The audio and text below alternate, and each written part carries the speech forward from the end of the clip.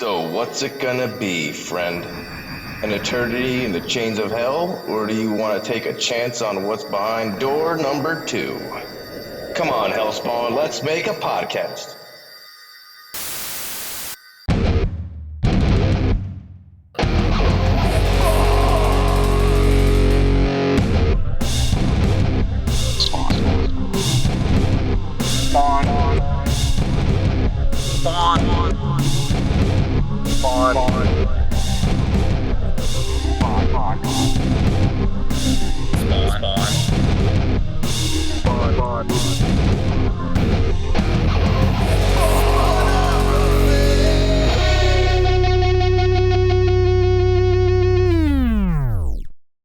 Welcome back to another episode of Spawnography. Hellspawn, hello. I am your host, Pierce Slide, pronouns they, them. Here with, as always, George Marston, pronouns they, them, she, her, and we have with us a guest. Pierce, tell us all about it. You already heard a new voice on this podcast. Adam Lata is here. Adam, you can talk. You don't have to wait for us to introduce you. Feel free to talk. It's a pleasure, everybody, and it's a joy to be here. Well, thanks so much for coming. Yeah, Adam is the moderator and creator of the subreddit Spawn's Universe, and so we figured that we'd have him on. That's right. One of the keepers of the kingdom over on Reddit, as they don't ever say, as I said just now for the first time. But so thanks so much for coming on, Adam. And it's an absolute pleasure. Aside from running the Spawn Universe Reddit, Spawn's Universe, what is your history with Spawn? How'd you get into the old Hellspawn? How long have you been reading? Tell us all about it.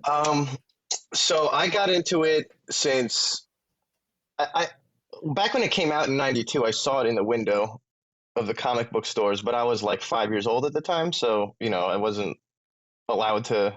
I didn't have money of my own to buy anything like that. So I knew I wanted it. So I basically had to start saving up and getting old enough to go out on my own to the comic book store. And then, I was kind of cool with the store owner, so he slipped me the first 5 issues. Nice. So that's kind of how it started. And I was just hooked, like it's such a badass character.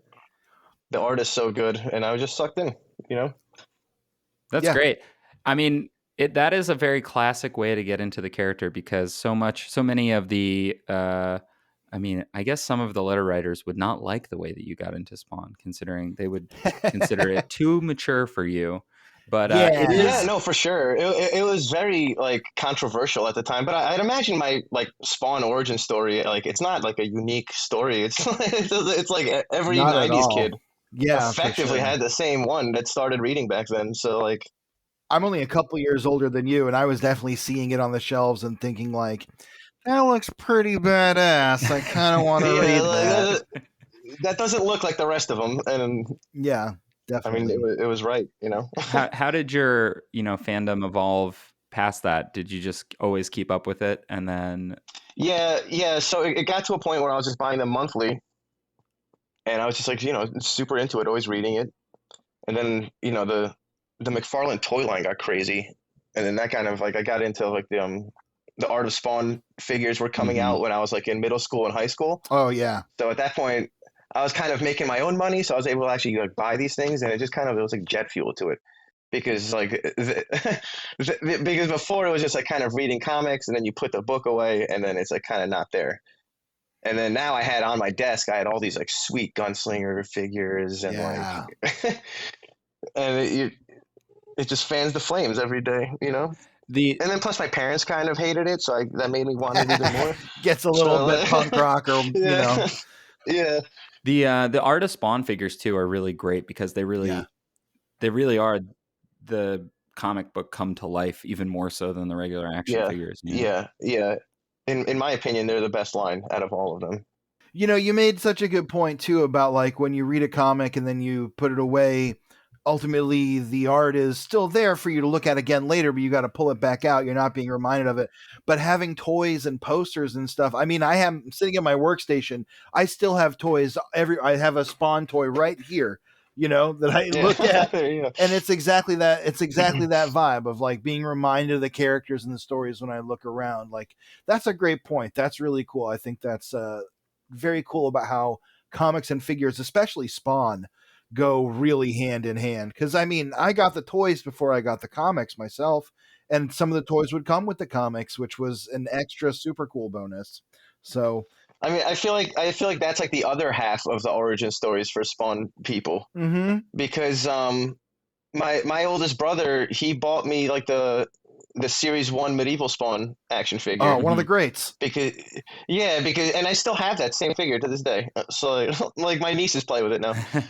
So it's kind of crazy, and that kind of that also came with a comic book, that figure. So yeah, and man, when I was a kid, I grew up mostly in the 80s, and it was all comic books coming with toys, superpowers in particular with the DC toys, and then the He-Man figures came with comic books.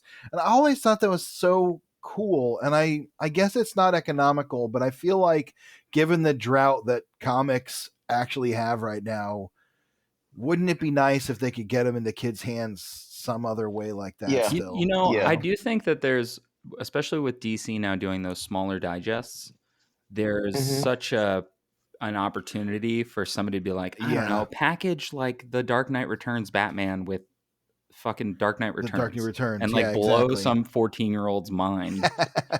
It's so funny. I was explaining, I coach children's roller hockey, and one of the parents and one of the families was driving me to the game today, and they were talking about some comics that they found in like an uncle's basement or whatever, and they were like, I looked it up, they're not really worth anything. And I was like, yeah guys, because in the late 80s and into the early 90s, like there were a lot of comic book stores, but I was like, hundreds of thousands printed. They were like it's number one though, and I was like, right. Spawn sold 1.25 million copies, X-Force sold 1 million copies, X-Men #1 sold 8 million copies. I was like, supply those 8 million copies wound up somewhere. Yeah, exactly. Your uncle's in basement. Your college fund. Yeah, your uncle's version of your college fund. I mean, there's so many people with like literally like short boxes full of Spawn #1 because everyone thought they were going to make it rich off of the 90s boom, and now you just have a half-filled basement with X-Men #1. Spawn #1, like how many comic stores went out of business with long boxes full of that stuff? And you know what? I want to call back to something else you said, which was that your shop owner gave you those comics. Here for shop owners just giving kids the comics they want to fucking read. Like you're a little guy, have some Spawn. Yeah, that is how I will say seriously, that is how drugs work. Arrested. Yeah. But comic books are better for you. Argue. Comic books are better for It's you. true. Stimulate your mind in a more productive way. Some would argue.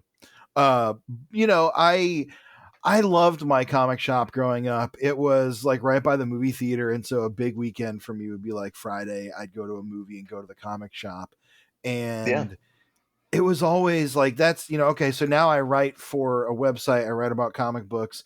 The opinions of my employer are not reflected in what I say on this podcast, by the way. I'm glad we cleared that up. Yes, just so we all know. I wasn't sure.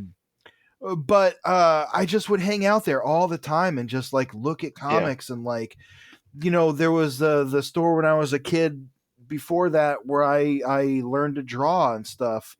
And it's just such a cool thing that I wish more kids just knew about. I sound like old man comics right now, but like it's true. No, you're right. There's something lost there because I mean, people don't go outside like they used to. Yeah, I think that's a big part of it. Yeah, and like I don't know, the I feel like the books just haven't been as good. That's something that is easy to argue. I think that there's some really, really high watermarks out there right now. But I think a lot of the time people are writing towards, a status quo, holding the line, trying to make sure that the next issue gets to come out. And it's just kind of an industry. It feels like it's always been an industry reality that those books exist. but it does feel like we haven't gotten that wave of like a Marvel Knights wave, so to speak, of like books that are just really creator driven with something really interesting to say, you know. I would even say like the last like Image boom of like 2010, 2012, right? Yeah, the Where we got sex like criminals era. yeah, where we got a lot of like kind of like it was like a boutique for kind of creator owned stuff, and it hasn't felt like that in a while. I do think that we're still we're not going to fully recover from the pandemic as an industry for quite a long Yeah. time. It There's feels just so like, much going on. and I think there's a sense. I get the sense that we're not sure who the audience is supposed to be, right? Is the audience supposed to be like, a bunch of old heads, like, the three of us in a way, who are still going to go out and like want to find out what Spider-Man's doing? Or do you need to appeal to, and we've seen this with like Penguin and Scholastic getting more, and Simon and Schuster getting more into like comics distribution and publishing, where they're like, we know how to market a thing to kids in school. We do that all the time with normal books without pictures. Yeah. This will be even easier. And they're kind of, in a lot of ways, either Marvel just teaming up with Penguin to be like, yeah, I don't know, Right. put this out. But they're kind of eating their lunch, in terms of like Dogman Yeah. is the most popular comic of like the last 10 years, It's like, crazy. And I mean, so God bless it. That's great. yeah. Oh no, If I was absolutely. 10 years old and I walked into Scholastic Book Fair and they had Dogman, I would have been over the moon. I would have been like, Totally. this Yeah, is I'd a be walking comic out with that book. thing. Yeah, exactly. Yeah.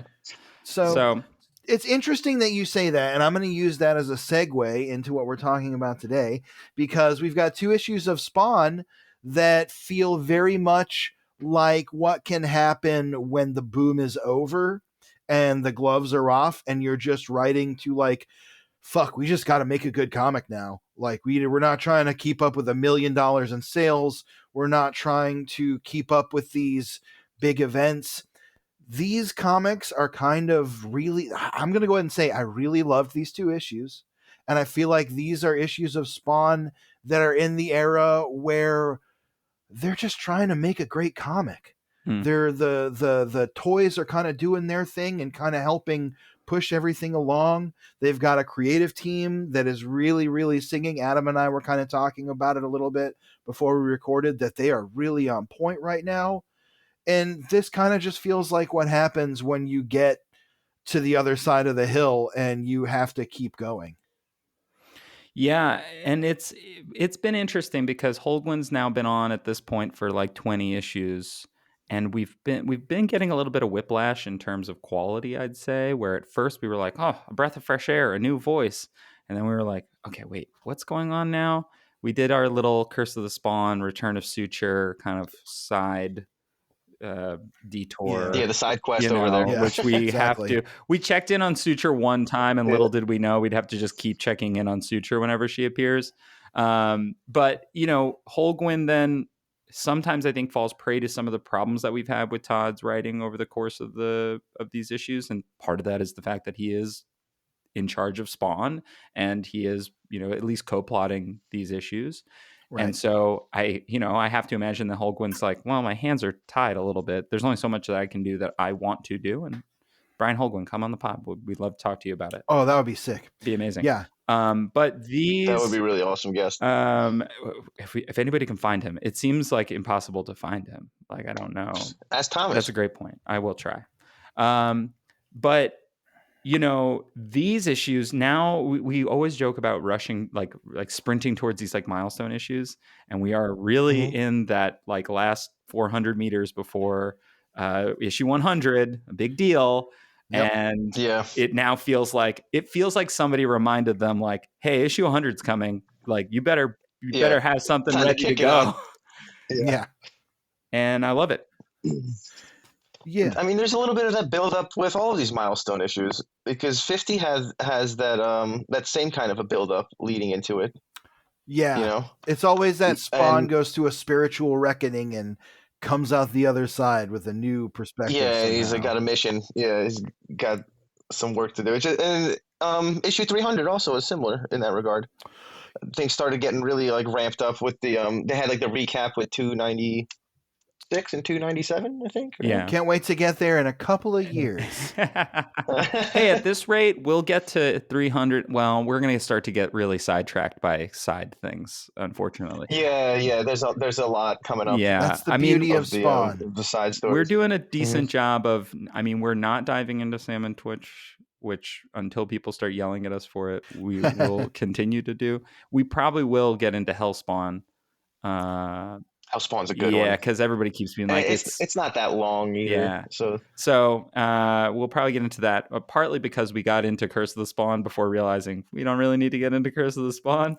So I got a big stack of issues. Yeah. I mean, hey, I bought them too. Yeah. Yeah, I mean, people have asked me about, like, do you have to read all of, like, the side stories and stuff like that?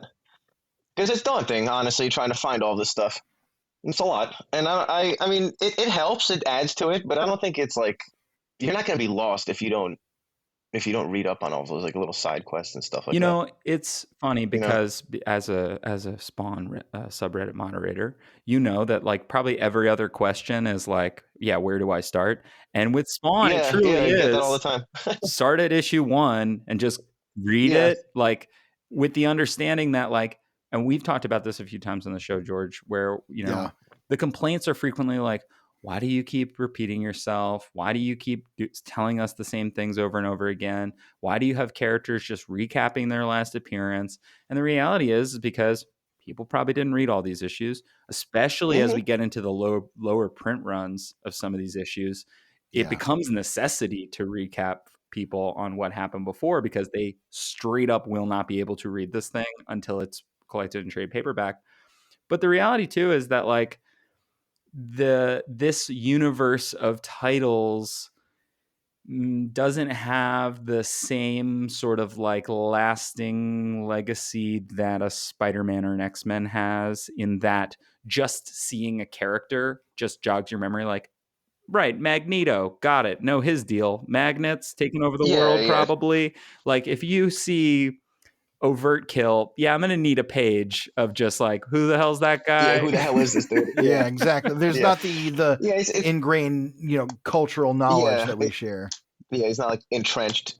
Everyone knows Spider-Man's origin story. Everyone knows Bruce Wayne's parents died. Wait, what? Like that poor man.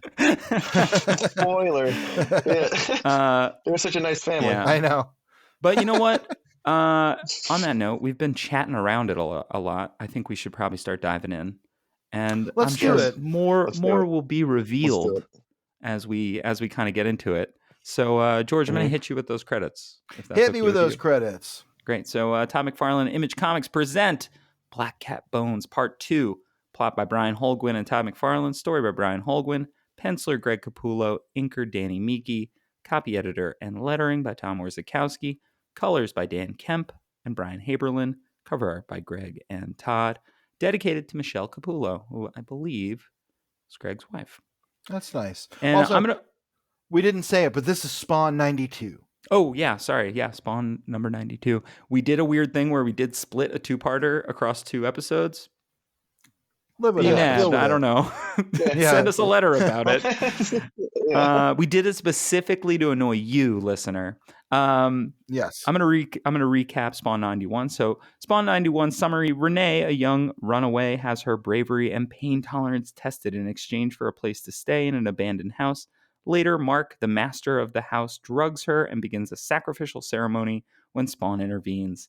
And even though Mark demonstrates a hypnotic power over others he comes in contact with, he wants Spawn's powers. Mark makes Spawn an offer to exchange powers and lives.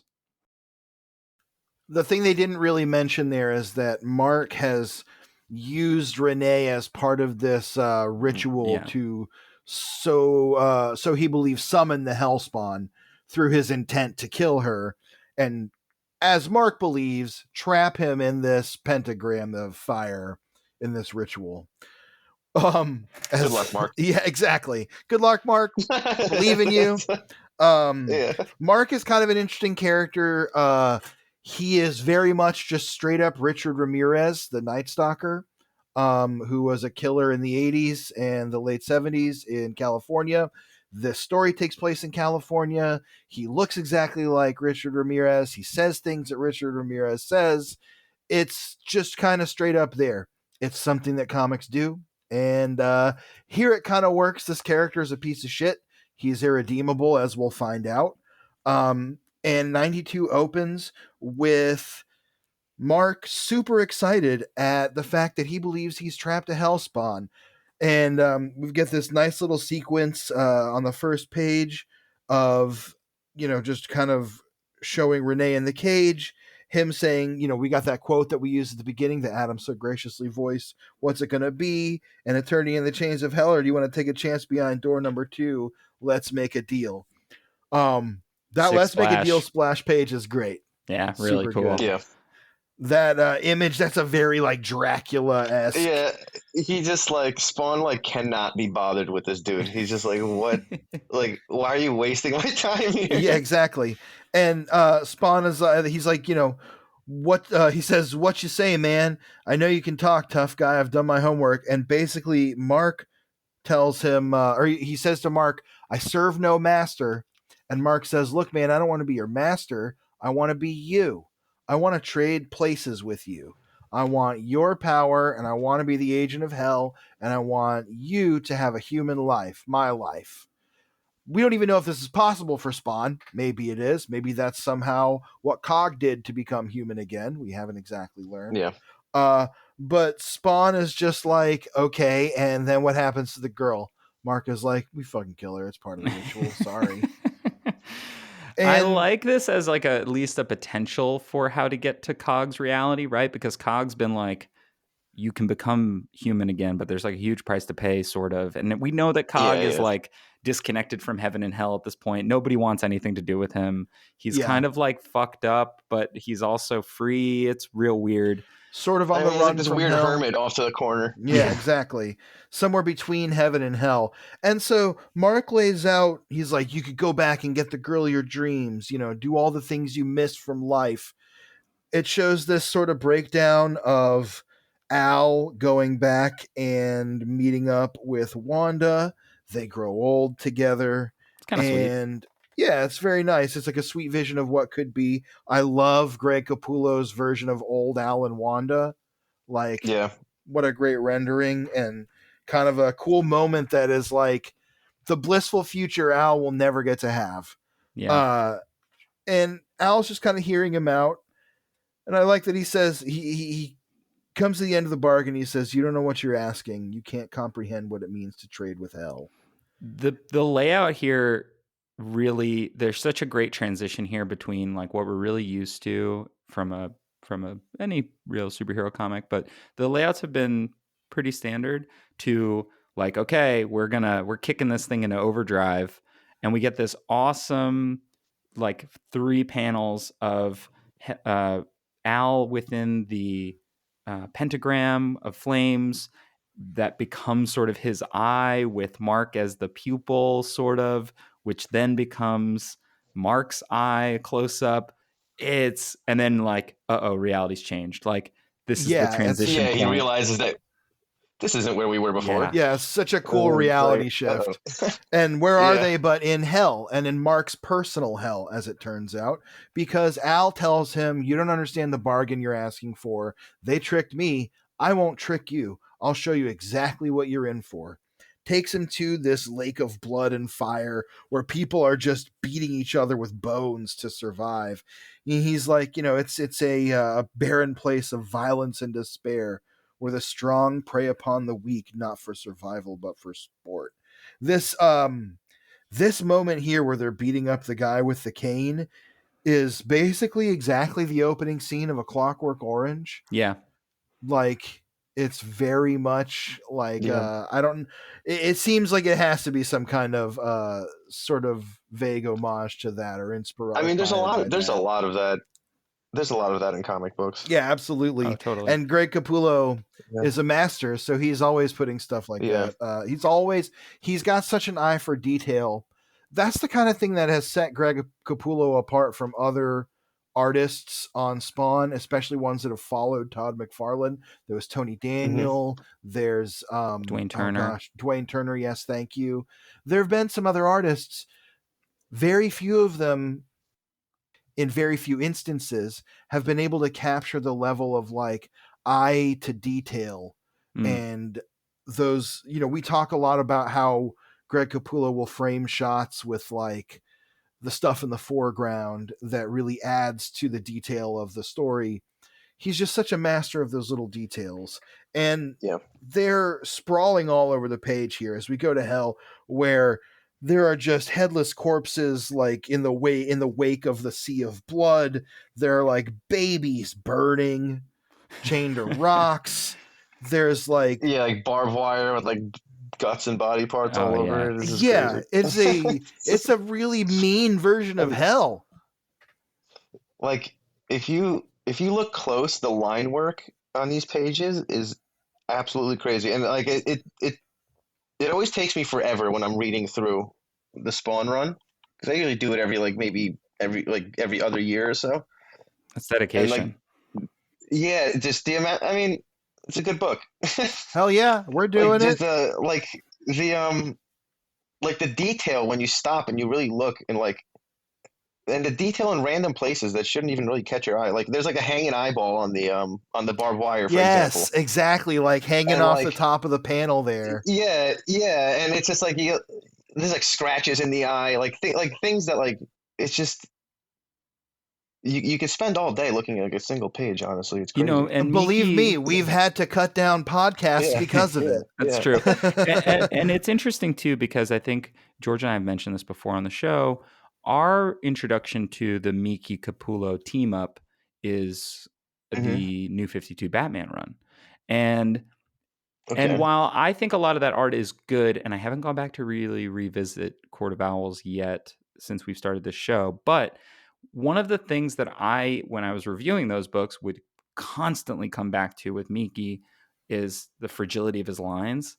And I just don't feel it in Spawn in the same way. And I wonder if that's a coloring thing. And I think it's, I know it's a different coloring team than is on Batman, but I wonder if that has something to do with it, because, and I'm so curious to go back to it. And honestly, I'd love to talk to Greg and to Danny Miki about it as well. Because I think that there is, even on stuff like this close up of Mark with his kind of hands clasps, where he says, "I'm not an idiot. I know I'm not a good person," where he's got all these like lines and scars, and the acting in his eyes is so expressive.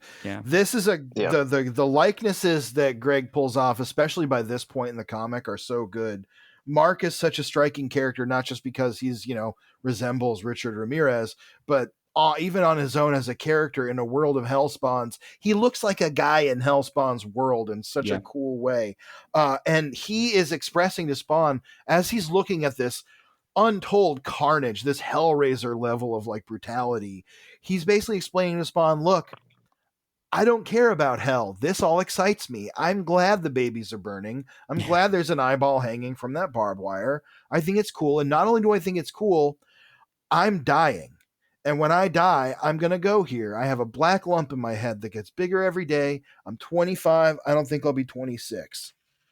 So first off, not really addressed, but he's kind of trying to trick Spawn by trading with him, because Spawn would just die. Yeah. But Spawn doesn't care. He breezes right through that. He's like, okay, well, look, go see what you can see over here. He points, I love this place. He says, we're not done yet. And he does this like ominous point where like his head is buried in his cape. Yeah. It's very like Ghost of Christmas Yet to Come in like a cool kind of way. What this is also doing is, at this point, Todd is talking about, I promise this will be a quick tangent, but Todd has talked a lot about what Spawn 2 will be, what the movie Spawn 2 will be. And he keeps talking about making it a detective film that's focused on Salmon Twitch, which is still what he's talking about to this day in 2025, with Spawn as more of this like specter that exists but is not always present and is not the main character. And almost like Godzilla, totally, like a classic Godzilla movie. totally. And similarly, you said the Ghost of Christmas Past, that kind of thing, that kind of feeling where it's like, this is part of the story, but it is not the all of the story. And you can see that kind of shift in this story specifically, where this is a story about Mark. Spawn is there, but it's about Mark, and it's about Mark's reckoning, kind of. The next issue as well will really feel that way in a cool way, and we'll talk more about that when we get there. But here, he's pointed a tower out to Mark that is rising into the smoke-filled heavens. And Mark has to walk across this long bridge and up through the tower. All around him are cages holding people that he's killed, people that he's hurt, quote-unquote, his sins. He meets this demonic gatekeeper. I love this guy's twisted, creepy horns. Yeah. The asymmetrical, one of them's all curly, the other one's more bent. Yeah. Looks awesome. Love a good demon. He says, show me your mark. He shows him the pentagram on it that he's carved into his chest. They let him pass. And Spawn says, okay, now you have to climb the tower. And if you flinch or make one bit of noise, then you'll be rejected. If you make it to the top, you'll be accepted. And the page where he's walking up the stairs and he's just slowly being engulfed in flames, and it's getting closer and closer in on his face as he's burning, and he's saying, I'm here because I can take the pain no matter how bad. This world is a will to power and nothing more, which is definitely, that is a Crowleyan sort of thing that gets twisted a lot, was something that was vaguely quoted by Richard Ramirez. It's a Nietzsche reference as well, right? Yes. And the will to power basically means sorry, I'm trying not to talk for an hour as these things always come up. The will to power basically means that you can do anything you want as long as you have the will to do it. Power is yours based on your will. And he makes it to the top. He says, I did it. And Spawn says, congratulations, you're stronger than I thought. Now take a look. You can see it all from here. And he looks out in this awesome splash page where Spawn says, this is the true face of hell. So many cool demons. It's like a fucking... Yeah, dude. It's like... what is it? What's his name? Oh, God, why can't I think of it now? The triptychs of hell, the Garden of Pleasure. Not Hermione Granger. Dude, what? Yeah, Hieronymus Bosch. Bosch. I would say it does not look like Hermione Granger. No. It looks a little like J.K. Rowling. This is probably where she'd go. Yeah. But no, I love this demon with like an eyeball in his armpit and horns where his eyes go, and like this freaky He's got like a belly button eye. Exactly. What the hell is that all about, dude? Piles of carnal flesh. Just what an awesome drawing. Like, it looks great. This is another kind of Tim Townsend, Chris Bachalo kind of vibe. Yeah, the monsters, those like grittiness of the monsters, they're like jagged, nasty teeth. I love this blue like crocodile worm dragon thing off to the side. They're all so cool. Misshapen eyes, a mouth on the side of its head. It looks awesome. They should come back. Bring these guys back. Yeah, hell yeah. This one dude that's like literally getting ripped in half by two different monsters. Yes, I love it. It's so good. Yeah, we could look around this page for the next 10 minutes and find little details, and that's exactly what we were talking about with the level of attention Greg Capullo is putting into this. And I love that he's getting the time and the space to get to do these kind of splash pages because it looks so sick. So he meets this black cat who hands him a crown of thorns, who hands Mark a crown of thorns, and Spawn says, you can still change your mind. Take my word, you don't want this. Please don't do it. And Mark gives him this sullen look, and he puts on the thorns, and he says, top of the world. And Spawn says, wrong answer. And Spawn's like, look, you think some scribblings on the floor and a few silly words can bind me? You think whatever sad little power you may possess means anything to me? I'm the pawn in no one's game. Least of all a miserable little runt who plays at things he can't comprehend. I've warned you, Mark, more than once. You insult me, try to enslave me, and I still gave you a choice. That's more than they gave me, and this is what you asked for. And he just tosses him off the building. I love the window of the church where you see him falling in front of the moon, and he falls on the Trident. trident. Thank you. And we get this brief callback to the start of the previous issue, which was Mark impaled on the trident, and he's saying, I can hear the murmuring of the crowd, the screech of tires, my face burns when my hands are freezing, I can't feel anything at all below my waist, I can't turn my head, and I'm afraid if I close my eyes they'll never open again. So I just stare up at him, and I stare up at him, and he stares back. And it's just like, he's dying. He's watching Spawn as he dies. That description is so chilling to me of him, like, in the moment of his death. I also like too that Spawn does save the girl. That in his like, well, now I have to kill this guy because he tried to trap me, and all I was trying to, like, I truly believe that Spawn would have like left Mark alone for sure. If he never tried to steal all of his powers. Exactly. And then he was like, all right. I think that this, speaking a little bit about how far the book has come in current, like in more modern Spawn, it feels like this is the kind of detour that we don't really take as much, and the book has become a little bit more focused on being a superhero comic and less of a supernatural morality tale, sort of.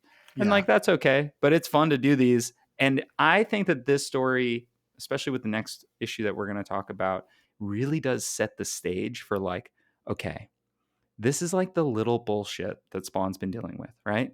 He's just been flitting around the country. Every issue, it's just like, he's in Illinois, he's in California, he's in whatever. And he's just been doing little good deeds in the most monstrous ways you can possibly do them, I suppose. His interpretation of good deeds. But there's more going on. There's more going on outside of Spawn's immediate vicinity. And it's bad. We'll get a hint at that in the next issue too. Yeah. And Adam, let me ask you a question before we move on to this. First off, I just want to say I love this last little sequence of panels where Spawn turns into a cloud of bats and flies away. Yeah. So cool. What I want to ask you was, do you have a favorite like costume era of Spawn, like a favorite like version of Spawn? I'm a big fan of One Big Boot personally. The One Big Boot is pretty solid. Honestly, I don't know if you guys have read the new stuff, but when they lose their powers in 350, like his powered down suit is really cool. Like when he's all like, can't wait to see it. He's got like a katana and stuff because he's got no powers. He's just backed up being like a badass assassin, and he's just all like battle damaged and messed up because he's not healing anymore. And like, honestly, like, it really, maybe it's recency bias, I don't know, but that one has stuck with me. Nice. Hell yeah. Love that. I think that recency bias is always Spawn is a character that like lives on rule of cool. Yeah. And hopefully he's living on recency bias because hopefully the coolest thing he's ever done is the most recent thing. And I really like the sort of the power down suit is sick, and I like that swerve in the story where they're like, where we're building towards who's the leader of hell, what's going on, and they're like, all right, now we got to deal with this totally other thing that you kind of weren't expecting, which is very fun. And you know what, we'll get there in I don't want to jump 2030. In 2030 we'll get there. We'll have you back to talk about that for sure. But in the meantime, we're going to talk about Spawn number 93. And Pierce, hit me with those credits. All right. Spawn number 93. Todd McFarlane and Image Comics present The Devil's Banquet. Plot by Brian Holguin and Todd McFarlane. Story by Brian Holguin. Penciler Greg Capullo. Inker Danny Miki. Copy editor and lettering by Tom Warzakowski. Colors by Dan Kemp. Brian Haberlin. Cover art by Greg and Todd. Dedicated to the memory of Gil Kane. R.I.P. to an all-time great. If you're not familiar with Gil Kane's work, you should get familiar because there's a reason he's a legend. Yeah. Spider-Man, Green Lantern, good stuff. Created the Atom. Yep. Did he And really? One yeah, of the yeah. and Yeah. Iron Fist. One of the early artists who kind of changed the way we look at how people, the artists draw the way superheroes fly. If you look at like the golden age, there are exceptions, but a lot of the time people fly more like they're almost swimming. Gil Kane would do these big acrobatic poses, especially with Hal Jordan and his Mhm. early Hal Jordan stories that were so dynamic and stuff that other people had to start copying it, and it became kind of the definitive, like, even Superman started flying more dynamically with more dynamic poses and stuff. Gil Kane, great artist. Yeah, absolutely. And also, really one of the first artists to buck the comics code authority a little bit with Yeah. Spider-Man 96 to 98. That's that anti-drug story that is so famous. So Where Harry is taking crazy pills that make him trip his balls. man, Unnamed drugs, just research chemicals. whatever was lying around the Marvel offices that week. Yeah, Uh, early Spider-Man was kind of crazy. Not to like trail off too far, but no, it's fine. It's wild that early Spider-Man is so psychedelic, and so is yeah, like Doctor it's so Strange. weird. All made by Steve Ditko, who was just the squarest, straightest guy in the universe. Never did a drug. I don't know if he ever like had a fucking glass of eggnog. You know, I just think that he was working through some stuff. Like, that's Yeah. how he sort of got Yeah. his demons out in a way. Is like, I'm going to draw this crazy shit so I can get it out of my brain. I don't know. Steve Ditko, come on the pod. We'll only talk about politics. Boy, wouldn't that be incredible? I would love that. So yeah, Spawn 93 opens with Spawn having a little conversation with someone who he's not really, we can't see, and that person is saying, "We're getting a little cocky, aren't we?" And Spawn says, "I don't care what you think. You're irrelevant, obsolete. You asked me to let go of you, and I did, and I think you'd extend me the same courtesy." And we see that it is in fact Agent Al Simmons Super ripped. in his yep, world famous government assassin with his grenades and his military gear, and he is absolutely cracked. He is like Michael J. White. Like, when Yeah, when he's Greg ripped for draws sure. Al, you can understand why he won like People's Sexiest Man Alive award in like 1989 or whatever it was. Like, you can understand. They're like, yeah, this guy pretty hot. I get it. hell yeah. I really Well, like this device, by the way. I like. I think the first time that Al showed up when Spawn quits, right? yeah. I think I was a little lower on it, but I like him kind of coming back here. I like the idea that Spawn can't really get rid of his humanity. I like that it kind of hangs around. I like that we're not kind of told whether or not this Al is real, a figment of Spawn's Yeah. imagination, or what. It's just kind of there. They're having a discussion. That's what's happening on the page. Deal with it, readers, and we're going to move on. But I They don't really dwell like on it. it too Yeah, much. Yeah. I think it also works as a device, especially in this era where Cog is not a character that Spawn's talking to all the time. Right. Sam and Twitch are not really like around in in these issues. You know, they're doing their own thing in their own book at the time. Yeah. So Yeah, and I love the panel here of Spawn's eye lined up with Al's Yeah, eye as they're kind of talking. that's a really cool. That's probably one of the better panels in this issue. And I love the cape underneath that's all like corkscrewed up and like splaying out around him. And I like that Al Simmons here says, "Watch your back, okay, bud?" Just like Todd McFarlane would. Spawn dives from the rooftop, cape unfurling beneath the moonlight, a bloodstain across the sky. Great splash page, giving kick-ass cape. We're in the era where the cape is kind of like all the different versions of the cape combined. Like, it's the raggedy cape at times. He's got the big sectional, like really overflowing one. I really love this panel, and I love the building that Greg draws in the background here.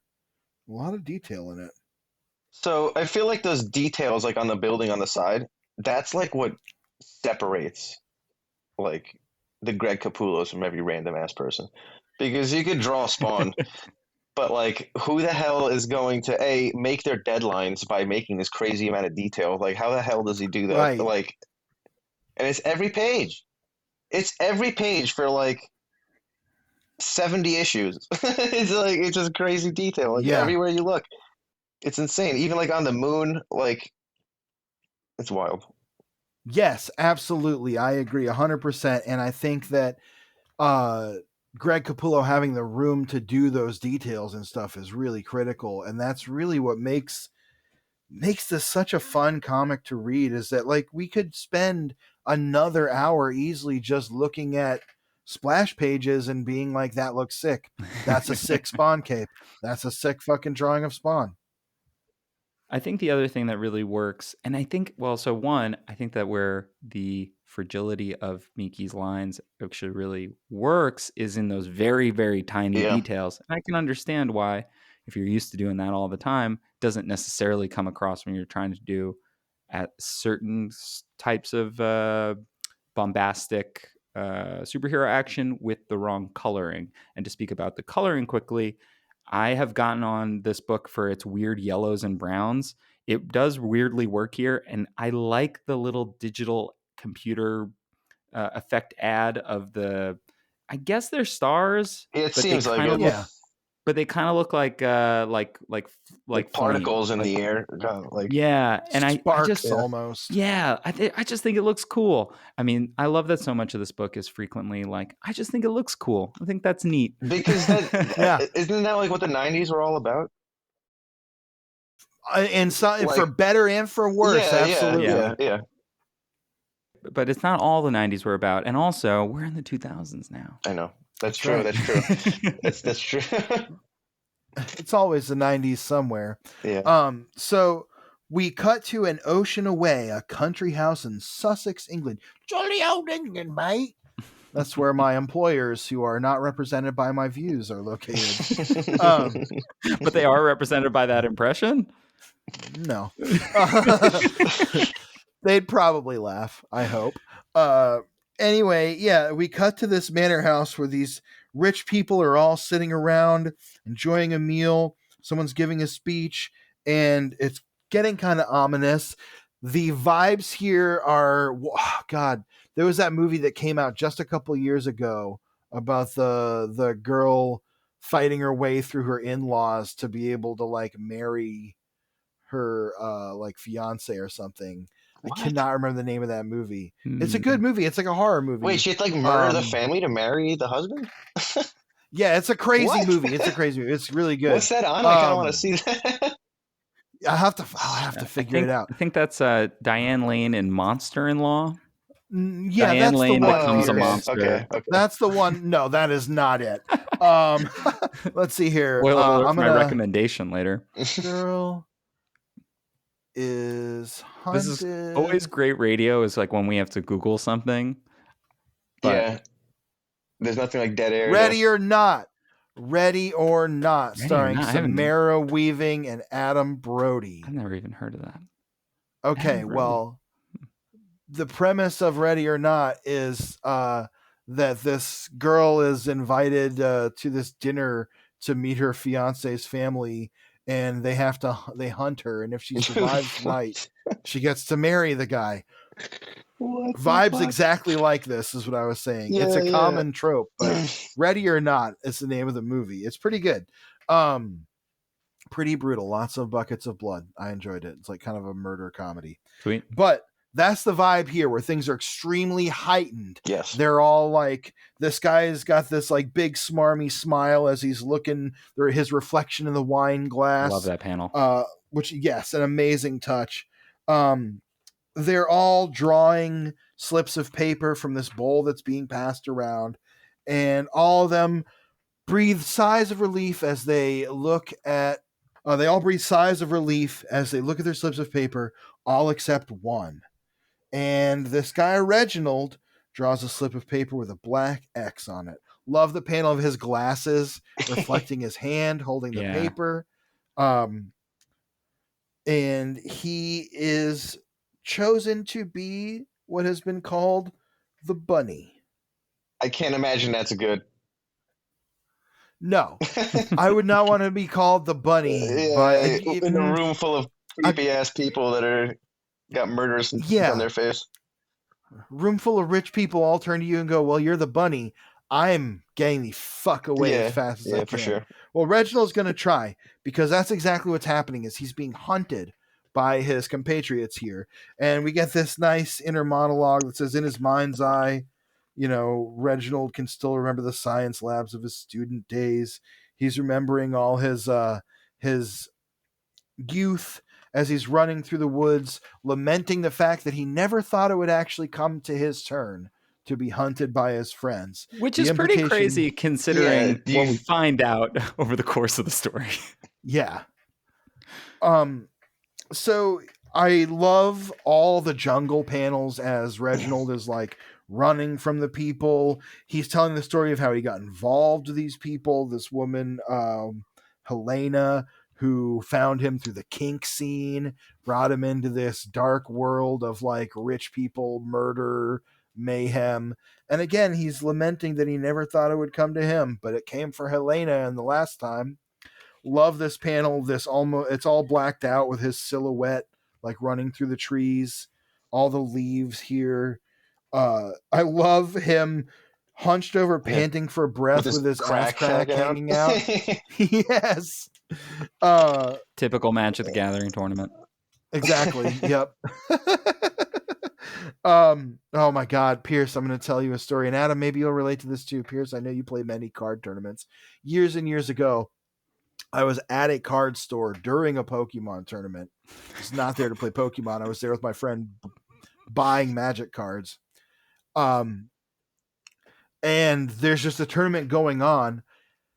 This is a true story. There was an old man, old to me at the time, so probably close to my age now, late 30s, early 40s, playing against a like 10-year-old kid.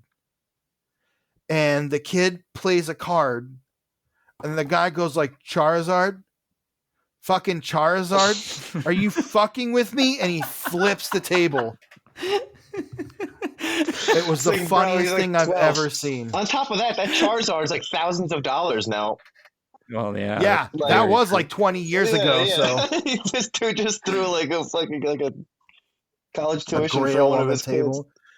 Kids. Exactly. What's really funny is that kind of thing does happen even in Magic. There are some folks who play, Magic's an old game at this point, and there are people with kids who've taught their kids to play Magic, but kids have like this uncanny ability, because they don't know anything yet, that as soon as you start putting information in, if they like it, they'll get like obsessively. Yeah, that was me with Pokemon cards back then. Yeah, and like and like there are kids who are like 8 who would just destroy me in Magic the Gathering in probably like 2 turns. So yeah, I'm glad that guy lost at Pokemon. The only card game I've played in the last while was actually Legend of the Five Rings, which is very complicated. I really enjoyed that. Sounds it. No. Anyway, back into Spawn's world. Yeah.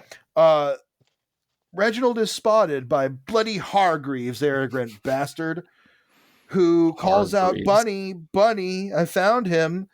Bunny, Bunny. And Reginald runs to the gate. He tries to scale it, thinking he's going to escape. Hargreaves shows up with a knife and starts stabbing him over and over. And they're arguing because Reginald is saying, stop. I renounce my oath. I'm removing myself from play. You told me yourself the right won't count if I don't do it willingly. So we've learned now that there is a ritual involved here. Yeah. And he's just stabbing him, and Hargreaves says, no, unfortunately, I lied. Reginald starts running, and Hargreaves says, get back here, you great fleshy turd. He catches up with all the other hunters. They realize that Reginald has lost his shoe and some blood.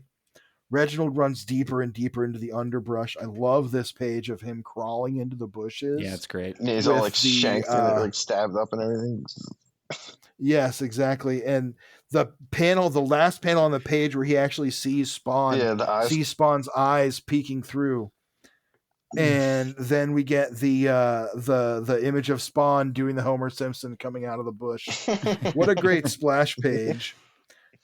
of Reginald on his knees, ass crack still visible, saying it's you, Urizen, which is, I believe, from William Blake, as he'll say later. It's like an angelic name from William Blake. And Spawn just says, explain yourself. And Reginald says, I'm the bunny. And he explains that what that means is they all draw names. The bunny gets hunted. And when they catch the bunny, they eat him. And that's pretty fucked up. He's probably like, what kind of weird shit did I just stumble into? What kind of Elon Musk? Like, is this what rich people do for fun? Just all of them? I guess, right? I think so. I think if you earn over like $100 million, you get invited to a party where this happens, and you won't know it's going to happen. But like, you go to a party and they catch you doing something terrible, and it's just like over for you forever from then on. I think that's how it works, right? We do get our first sort of reveal of Urizen. Is it Urizen? Is that how we're going to say it? I guess. Sure, I don't know. Adam, how do you say it? I say Urizen. Urizen. Yeah. Okay, yeah. We do get the first reveal as we're getting explained that this ritual is what awakens the reign of Urizen.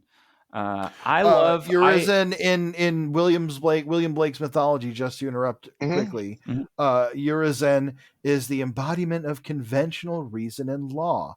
He's usually depicted as a bearded old man, much not like this time a certain person we know, but not in this case, as you said. So also, one of the things I really like about this whole sequence, just to backtrack slightly, with Reginald kind of crawling through the jungle and everything, is we've seen Spawn go to the green world at this point, and this feels like a reminder to us, hey, he still has that connection, sort of. Because again, Spawn in this case has just flitted over to jolly old England, and not used any of his power meter. Right. Well, he's drawn to these. So I have something to say about that. We'll get to it in 1 second, because I'm going to talk about this page where Reginald explains everything. Reginald says, it's all got out of hand. We're a coven, the group, I mean. There were 13 of us at the start, dabbling in the dark arts, the odd bacchanalia, etc. Old Slayton was the head boy, so to speak, fancied himself an ace warlock. Typical dilettante rich people, especially in England, 500 years ago anyway. Also, we got the dedication to Gil Kane and Adam Warlock. Yeah, that's right. Gil Kane creation. Well, not technically. He was Gil Kane recreation. Really? Yeah. Well, technically, Adam Warlock was created by Stan Lee and Jack Kirby as him. He came out of a cocoon, and then later him was reinvented as Adam Warlock. Semantics, but I guess that's what our show is about. That's right. So he goes on to explain. He says, about 6 months ago, Slayton started reading tea leaves or spilling goat entrails or some such bollocks, and he discovered something big, he said. There was a strand missing in the great web, and the balance between heaven and hell was all mucked up. Nature abhors a vacuum, right? Something would come to fill the void. Slayton thought he knew what it would be. He called it Urizen, after the Blake poems, a great terrible beast, a kind unseen in this age, he said. He said we could help it along, be its escort, but not all of us. It was Slayton's idea for the lottery. Wasn't too thrilled when he drew the first X, though. And we learned that what's happening is they're basically vying to be the embodiment of Urizen, who will bring reason and order to this age. Something that I think is cool, okay, between this issue and the last issue, what we're seeing Spawn interact with are these petty magics, these human rituals that are meant to resemble magic, that call upon these dark forces. Spawn is summoned by a summoning, not necessarily in the way that the summoner thinks in the previous by Mark, who is trying to do this hellish ritual. Here he's summoned to this place by this ritual trying to embody Urizen, who this guy believes him to be. And in some ways, he's correct, because Spawn is that missing web missing strand in the web. So Spawn is engaging with these petty human magics at this point, these people that are trying to court darkness and court hell, and he is taking vengeance on them in this sort of moralistic kind of way.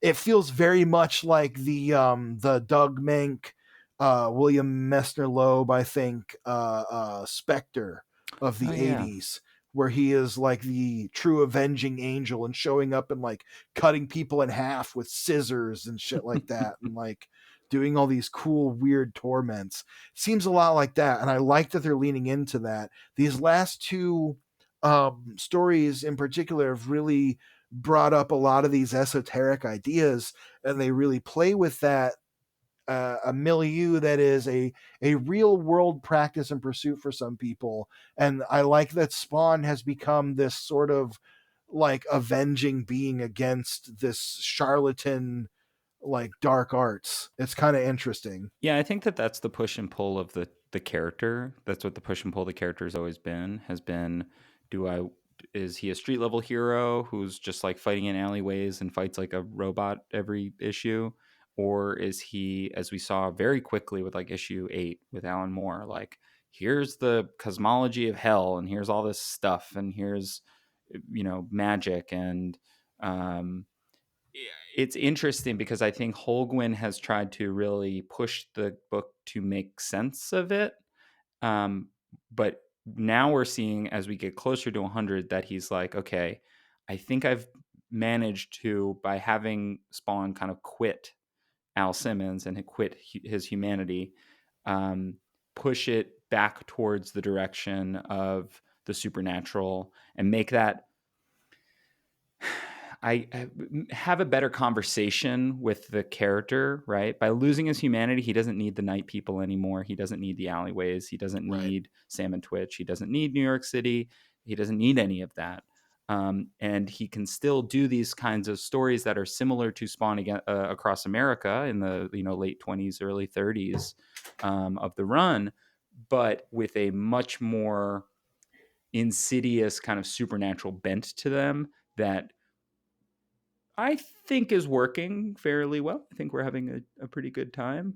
Adam, what's your preference on Spawn? Do you like when he's like more street level, or do you prefer that kind of big picture, supernatural, heaven and hell fighting?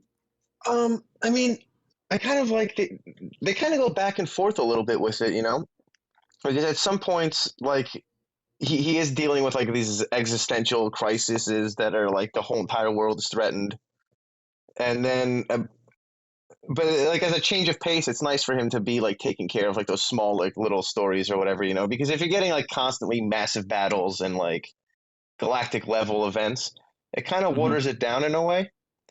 Mm. So it's nice to have like those like see what the world is like right now after all these changes are going down, like so you check in on things like on a local level. So it's kind of like a more world building, I would say, I guess.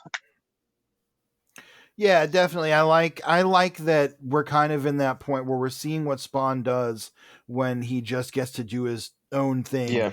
Sometimes those battles, those big heaven and hell battles, get bogged down by the heaven and hell Mm-hmm. conversations too. Mm-hmm. So like you get in those issues where there's long stretches of issues where every issue in a row he's having that same conversation with Cog about like what's my place, how do I Yeah. be human, all this stuff.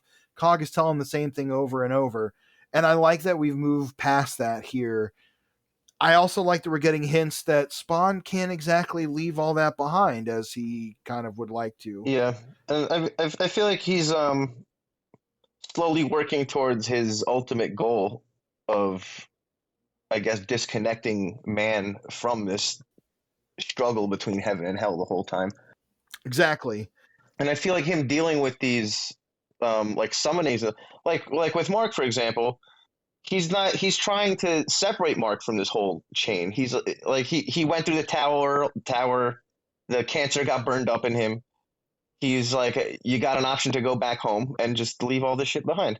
And in Mark's case, he didn't, so it didn't work out. But Right. he is trying to save everybody, like the humanity's soul, effectively. And I feel like it comes through in like the in the more personal, small stories where he's actually interacting with the people he's trying to save.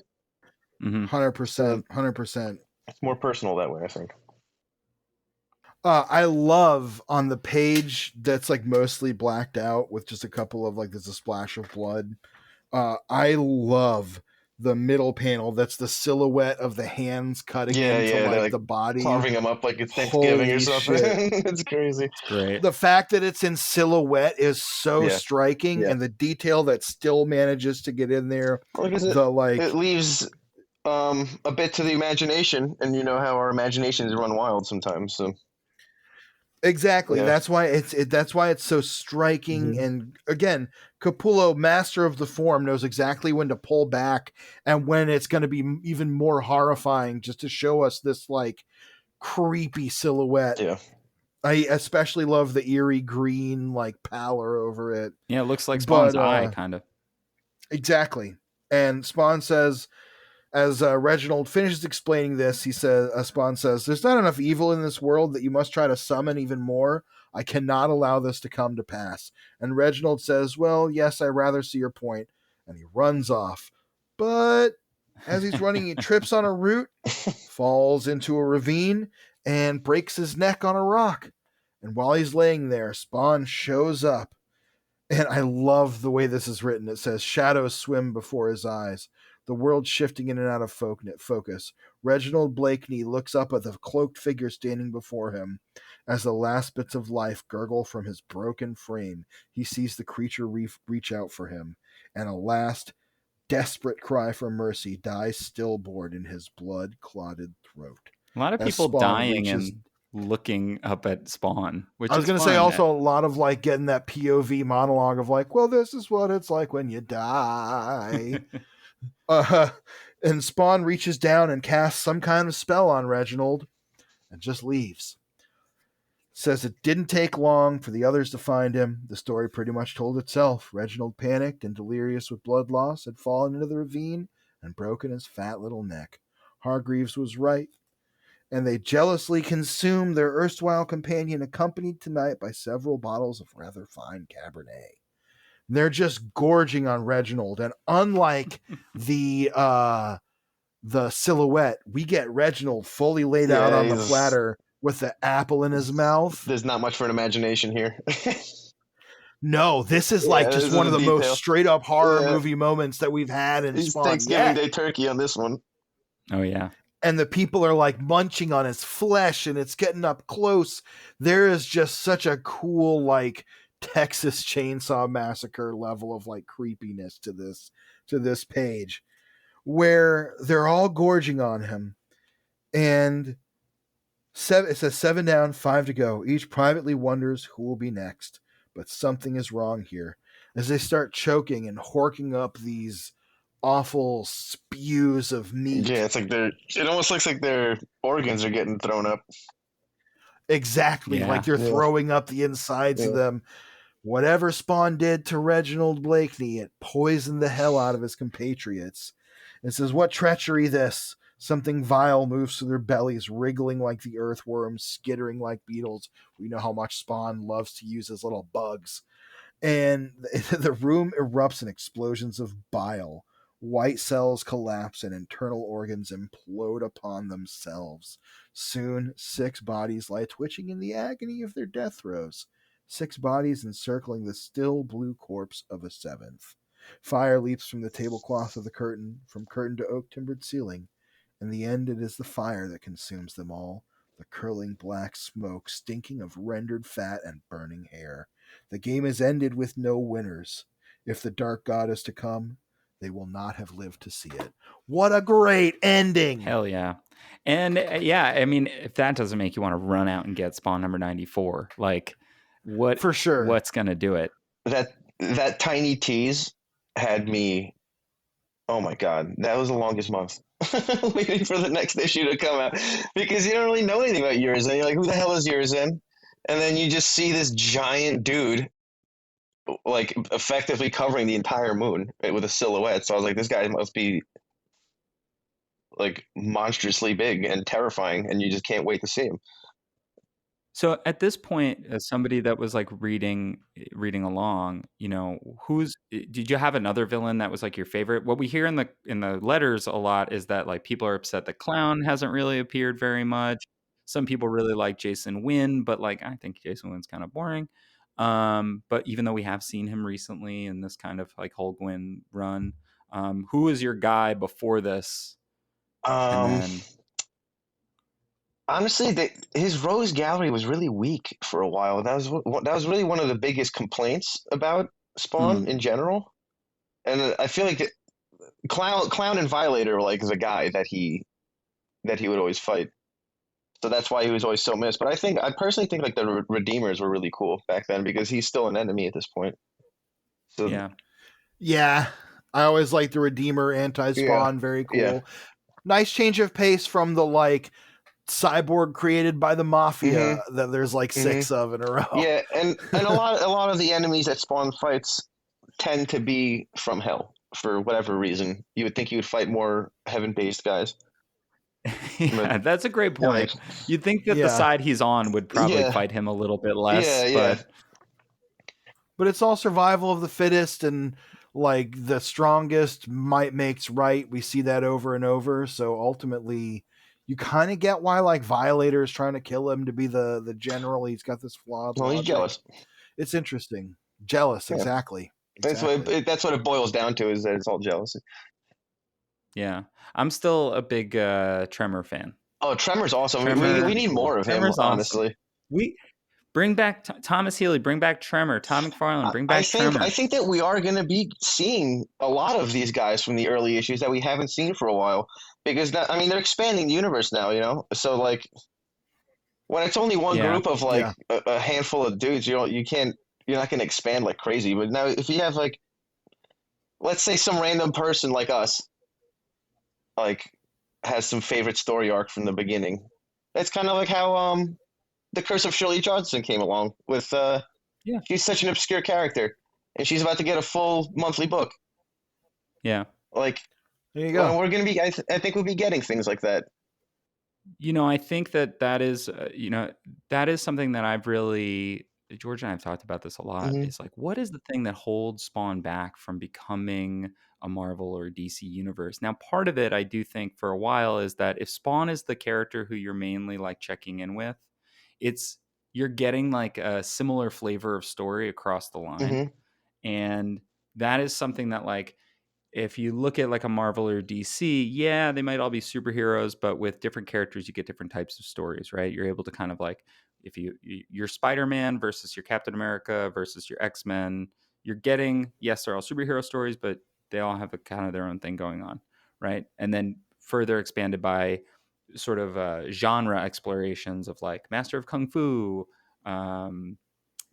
even Doctor Strange doing magic and celestial stuff, galactic, like those like horror tinged characters. Yeah, totally. You go into space a little bit, but I think that Spawn, and we're seeing this especially in this era, and actually one of the letters is going to touch on this as well as we get into the back matter.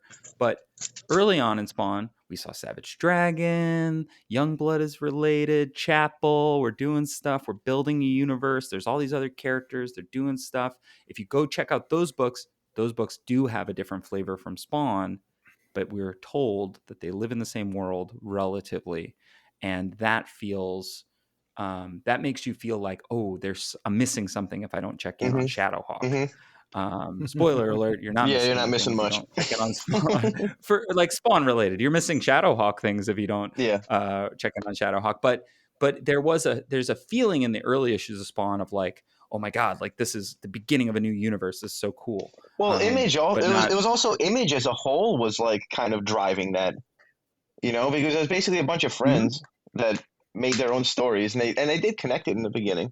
But then, like business gets in the way, politics get in the way, or whatever disputes they had amongst each other, and then just kind of fell apart a little bit. Disputes. People had disputes with Todd McFarlane, famously. It's like he's been sued before or something. I don't know. Yeah, but Never heard of that. But I think it's interesting because I think in this era that we're reading right now, these two issues, like there's no like Excalibur to go handle the people in England. Yeah. who are trying to summon a dark god that then are going to come back to New York and be like, "Hey, Spawn, we need your help." Because the similar thing to this is Inferno, kind of, right? Like that. This is like a similar setup to Inferno in a way. I try to bring up Inferno all the time because it's the greatest X-Men event of all time, and also has demons in it, so it feels related to Spawn in ways that are relevant. They're not, but but that's what I mean is like something could happen in another book, in a Marvel book, and then those characters have to come back to deal with it. Yeah. Whereas in Spawn, everything kind of has to center around him. Even and so when characters like we're not really missing Sam and Twitch here, even though they're off in their own book doing their thing. So it's hard to thread the needle on world building is what we're learning. Yeah. And it's so interesting to see now the modern era where there are a lot of miniseries, which there always have been. That's historically been a very Spawn universe type thing. But calling it the Spawn universe now and really trying to be intentional about the way that they build. I mean, they have an actual label for it. It's not like they're like going for it now for real. I feel like the first attempts were kind of just like dipping their toes in the water to see how it works out. But there's like a level of commitment now behind them, which I never got that feeling growing up reading it, that there was like a commitment to like really expand. To me, I thought it was going to be just Spawn up until issue like 2000, like forever. But it's nice that it's expanding. Well, that's going to lead us into the back matter, and I'm going to start with issue 92's back matter. The first letter will be relevant. It's not exactly the flavor of letter that George loves. It starts, "Dear Terry, I am an 18-year-old high school student in my senior year. I've enjoyed Spawn since the beginning, especially issues 25 to 50. It was cool when the Image guys used to collaborate. What happened? Also, since you guys lost your ties to Sony, does that mean you'll not be doing anything else with the band Korn? That would make an interesting comic book, especially with Jonathan and the others past. They could be interesting characters if you just gave them certain powers. It could be a book about hopelessness and faith and the powers they have to make children stand for what is right. Is that what Korn's about?" Well, if you remember Follow the Leader, there was like all the kids and stuff. Dude, I don't know what Korn is about. I remember that there was the point where ICP revealed that they were a Christian band the whole time. Are you aware of this? No. What? Okay. This is my favorite thing that's ever happened in the entire all of reality. ICP had this whole thing where they were releasing these albums that they called Joker cards. Okay. And every Joker card was another character in their universe. Every album was basically meant to represent that character or this concept. And all these concepts, when they reached I think it was the 13th Joker card, would be revealed. They, for their whole existence as a band, like 20 years, from the 80s up to like early, it was like 2002 or 3. They were like, when we finally get to that last album, all the secrets of ICP will be revealed. Everything you've ever wanted to know, the secret message behind it all will be unlocked. They get to this album, and there's a song. The album is called The Wraith. There's a song called Thy Unveiling. Okay? Why do you know this? I'll tell you why, and you'll laugh. It's called Thy Unveiling, and for like 10 minutes of the song, it's just this like bump, bump, bump, and like fucking Shaggy 2 Dope and Violent J being like, "We've been telling y'all for years that it will finally be revealed, all the secrets that you wanted to know." And it goes for like, it's seriously several minutes. And then finally it works up and they go, "The truth is we serve God. The Dark Carnival is Jesus Christ." And like, it goes on this whole thing. It's incredible. It's incredible. And they're like, "The truth is everything that the Juggalo reality is that you need to be kind to each other. You need to serve each other and be good to each other and accept all people." And it's like, okay, well, actually, that's pretty nice, Juggalos. That's kind of why you guys aren't that bad. Here's why I know this. I don't care about ICP. Here's how I know this, okay? When I was like in my late teens, early 20s, one of my best friends was this guy, Ryan, who was a committed hardcore Juggalo, had like ICP tattoos. He loved it. He was like just he was down with the clown. And he was so hyped about getting that album. And I'll never forget did it break the his day. heart? Yes, and it blew his mind, and he was so upset. Guy. Jesus. And then and this is the end of the story. This is not a punchline. Then he died. No, in a my car God, accident, dude, not that long is- after. like, So R.I.P. Ryan. I know you made it to the Dark Carnival. So, did the heartbreak take him out? Or No, he died unrelated to okay. that, but he died with that in his That mind, sucks so bad. Boy, and I'll never forget Ryan. that. Dark Carnival But- sounds like it could be a Spawn arc. So the important thing also about Thy Unveiling is that for about 5 minutes, it's just them going, "May the juggalos find God." So this letter Listen to continues. It could be a book about hopelessness and faith and the powers that they have to make children stand for what is right. You would have a best-selling comic book. The artwork would make it incredible. Maybe you should consider it. If not, maybe action figures. It would be one of the best things out there for Korn instead of waiting a year or two for another album and buying magazines and stuff with the same old pictures in it. I'm really sick of seeing t-shirts that say Korn. I was overjoyed. I was overjoyed when I saw t-shirts with Todd and Greg's artwork. I think many other people thought the same. Well, enough of my whining about what would be cool. If you would like, I can send you some scans of some detailed illustrations of Korn I drew. I would also like to Great. say that I like Todd's inking style and prefer Todd over Danny, because Danny's kind of makes it look blurred and very discomforting to look at. On the other hand, it is very professional, and I do like some of the past stuff he has done. I just prefer Todd's inking style. Will Todd be stopping in Philadelphia? And I think it's great that Spawn has been very successful without busty women or other things, although I do miss Angela. I am sure that I am sure that's her in the shadows at the end of issue 89. I would like to say that you show too much of Spawn's cape. I think he looks cool with less of it, but that's just my opinion. I love these letters from teenagers where it's like so just all over the These place. weird detailed run on nitpickiness. sentences. Well, I must go to my local comic book store. Thank you for listening to what I had to say. I really appreciate it. Best of luck with the rest of Spawn. I will always get it. Peace, Rez, spelled R-E capital Z, Gloucester City, New Jersey. However, this was an email, so he did not need to say Dude, it was from Gloucester City. Wow. Well, it occurred to me while we amazing. were talking that Korn, a lot of their songs are about how Jonathan Davis was abused as a child. Oh. So that's probably what convincing children to stand up for what's right is probably what that's about. Okay. I don't know. May the juggalos find God. Well, Todd said, although your letter was addressed to Terry Fitzgerald, this is Tom McFarlane answering the letter page as I normally do. In the media business, lots of doors open and close. Sometimes you don't continue ties with certain people. More often than not, people like to try different interpretations with music, TV, video games, comic books, etc. We had fun doing the Korn cover and video. We aren't doing anything with them, but our paths may cross again in the future, and we'll be back on board doing something cool. We'll make sure we don't repeat the same looks we've done before, and blah, blah, blah. Appreciate your comments on my inking style. I always thought Danny's inks were more detailed than mine in terms of the way he did white paint. We've kind of noticed a lot of that too, actually. And also with Chance Wolf. But I wonder if actually the splatter stuff's been not as much in the book since Chance Wolf's not been on it. So I do think that was more Chance Wolf. Greg does the pencils and is the big machine who leads both Danny and myself in the direction given to the drawings. We'll make sure we continue to do that. And then he just talks about the cape a little bit.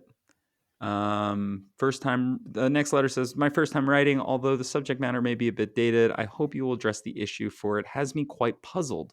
If my insight is correct, then I applaud you for going in the direction you did. After seeing the Spawn movie, which I enjoyed, I purchased the paperback version.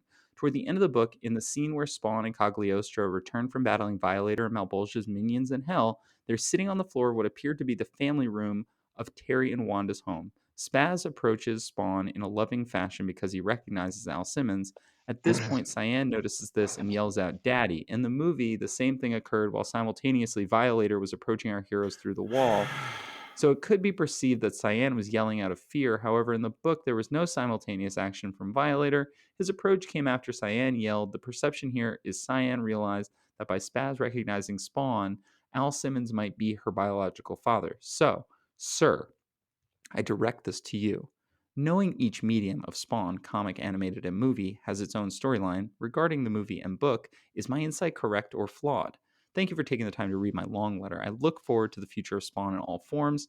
I also think John Goodman would make an excellent Sam Burke. He's not wrong. Sincerely, David Alton, College Park, Georgia. Oh, from Mr. Collie Park. Yeah, John Goodman would have been a really good Sam Burke in I guess in the year 2000. Yeah. Or even in whatever year. 2000. Boy, some of that shit starts to sound like you strike the same rib twice in a row, creating two different notes. Am I to believe this is some sort of magic xylophone? Basically, Todd is like, yeah, I don't know. Whatever you're saying is fine. Sure, yeah. Here's your no prize, bud. Basically, and then somebody in another letter asks if Billy Kincaid is dead, and Todd says yes. Billy Kincaid. Yeah, man. Well, we literally saw his fucking ghost. Yeah. I mean, he got ice cream scooper stabbed in his ribs and all that good stuff.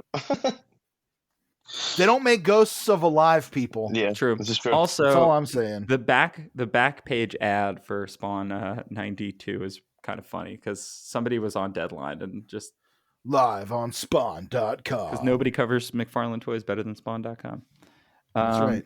In issue 93, the blah blah blah has photos from Spawn in the Demon's Hand on Dreamcast, which that game was fun. If you want to hear us talk about it, you should check out Play Comics podcast. We recently had Chris Osborne on to speak about Daring Escapes 1 through 4, which barely features Spawn, but we talked about it anyway because somebody told us to, and we'll do whatever you want.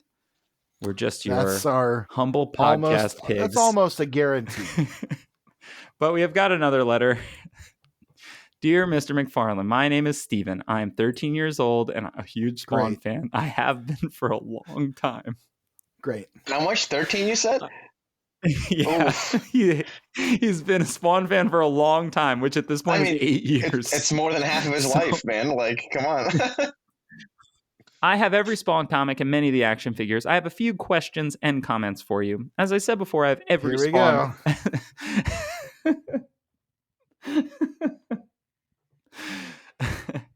As I said before, I have every Spawn comic, and I think the comic keeps getting better and better. I do, however, think the comic is too confusing and that things in the comic are never explained. For example, in issue 75, Spawn goes to the Green World and meets the Keeper. The comic did not explain what the Green World is and who the Keeper is. I mean, it kind of did. It sort of did. Another example is in issue 63 when Spawn gets his face back. How or why does he get it back? I think Spawn is great, which, by the way, they do explain that and sort of. And like, I don't know, fill in the gaps, kid. I realized that I guess at that point, that was 30 issues ago. So you were 9. Yeah. But like, that's true. I think Spawn is great, but it would be better if there weren't so many unanswered questions in it. I collect the Spawn action figures, and I'm amazed at how real they look. Although the detail and realism in the toys are good, some of the designs are rather strange. The best example I can think of are Mandarin Spawn from Series 14, I have that one, and Techno Spawn from Series 15. Although these two action figures have cool designs, they look nothing like Spawn's. They have no Spawn masks, no M on their chest, no spikes, etc. Mandarin Spawn kind of has spikes, but whatever. I would also like to know. Techno Spawn looks like Spawn. Yeah, he's got like the V shape thing on his. I mean, like it's an action figure, kid. Yeah, haven't you seen a Batman figure with like the God knows what accessories he's got that like has never happened? Yeah. He's got like grappling hook jet ski Batman, fireball Batman. He's got like literally inflamed. Exactly. Like what the hell? He's wearing like bright yellow costume or something. Like you've never seen Batman wear that in a comic. I would also like to know why Series 15 Techno Spawn has such weird figures. Series 15 is made up of animals like a gorilla, a rhino, and an ostrich. Why did you choose to make toys of animals as opposed to making Spawn characters like a Techno Violator, Techno Clown, or Techno Angela? I was very disappointed with the line of Spawn Series 12 action figures when my brother told me that Series 12 was going to be just a plain Spawn series. No manga Spawn, no Techno Spawn, just plain Spawn. I was looking forward to seeing a new Tremor, Curse, Angela, or Redeemer action figure. Instead, only 3 action figures in Series 12 are figures of characters who have been in the Spawn comic. The Heap, hell yeah. Heap is Spawn awesome. 3 and Cygor 2. Heap rules. Bring back the Heap. The Heap and Tremor should just team up. I'd read that would be a cool story arc there. Don't get me wrong, I think the other toys in Series 12 were good, but instead of toys like Top Gun, Bottom Line, and Reanimated Spawn, I'd rather see more recognizable characters. I would also like to comment about the art in the Spawn comics. I think the art in Spawn is the best in any comic. When I heard about the new Spawn comics like the Undead, Cygor, and Spawn the Dark Ages, I thought the art would be as good as the original Spawn comics. Was I ever wrong? Spawn the Undead has okay art, but it's nothing special. Cygor looks like a Saturday morning cartoon, and Spawn the Dark Ages is so dark, almost the entire comic is black. I'm not cutting down the comics, but I think the art could use an improvement. Here are some short questions I would like to ask. 1. Al Simmons was brought back to Earth to lead Hell's army. Does this mean all spawns are put on Earth to lead Hell? 2. If all spawns return to Earth in a different body than the one they had before they died, why does Cog have his original body? 3. Do all spawns return to Earth looking burnt and or decomposed? 4. What happened to Cygor and Clown after Spawn killed them? That's all I have to say and ask about Spawn. Thanks so much for reading this. Your number 1 fan, Steven Sklepik. Have a nice trip. Bring me back something French. Good God, dude. That was a long one. I am so glad. I'm so glad that I don't have to talk to teenagers. Like, maybe if they were part of my family or something, but like, you couldn't get me to just like have a conversation. I was thinking about this the other day. There's a a Sonic Batman crossover. Yes. Where like the Justice League meets Batman or meets Spawn and his friends. And I was just looking at that thinking, if I was Batman, I'd be like, I have to take this seriously now. In fairness, I have to deal with this shit now. Spawn I have to take a fucking Sonic under my wing. I know. Spawn's been through hell, literally. I can't imagine the Spawn and Sonic crossover was the weirdest of them all. I think that's safe to say, right? We'll get there.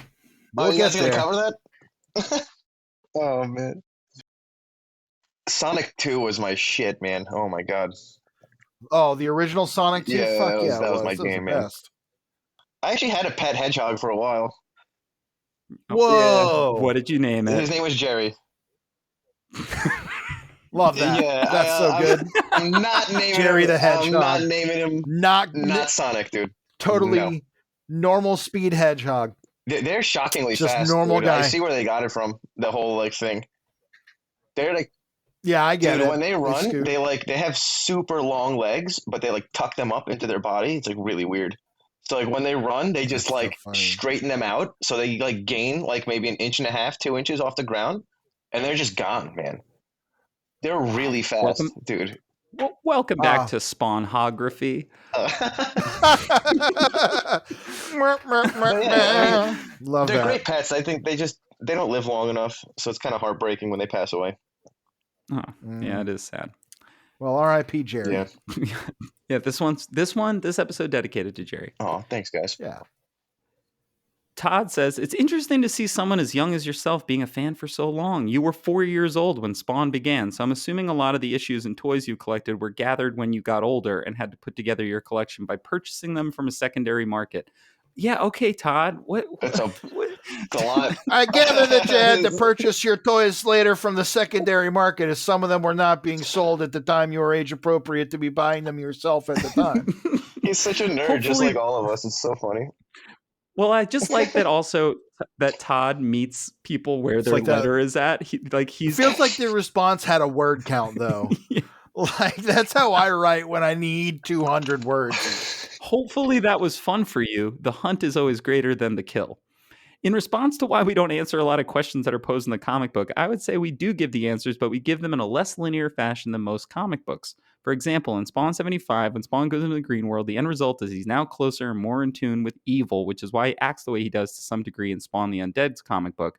The green world is Mother Nature, which in my mind has more power than both heaven and hell. Heaven and hell are a mystic battle between souls, and if Mother Earth decided to poison the air and water, there'd be no humans and therefore no souls. This would neutralize both powers. You'll find the answer to 75 in an upcoming issue after 100. When you reread it with the explanation I gave you, I think you'll see some of the things in 75 and prior were spelled out in a way that was a little harder to follow than what you're used to in other books.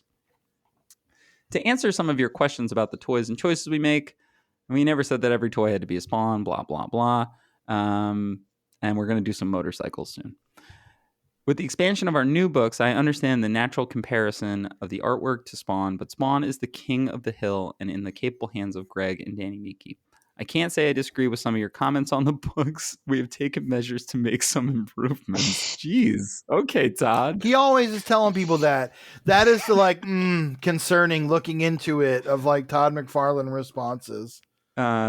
Cygor has been canceled until I consider revamping it in a way that gets across the horror and scariness of who that character is. Spawn the Dark Ages, art team is shifting, we'll have a brighter, cleaner look to it, but not lose the grittiness of the medieval times. Spawn the Undead will have cool artwork by Ashley Wood. If you've seen the Spawn annual Blood and Shadows, he brings a haunting, evocative feel to that book. Hopefully these changes are for the best. Some quick answers to your questions. Not all Spawns are put on Earth to lead hell. They're put on Earth to be trained, and if they are capable of surviving the barrage heaped upon them, the Malbolgia deems them worthy of returning to Hell once they've used all their power and puts them in the lead as a general in Hell's army. Here's the thing. If this kid has read all of these books, like, he doesn't need these questions answered.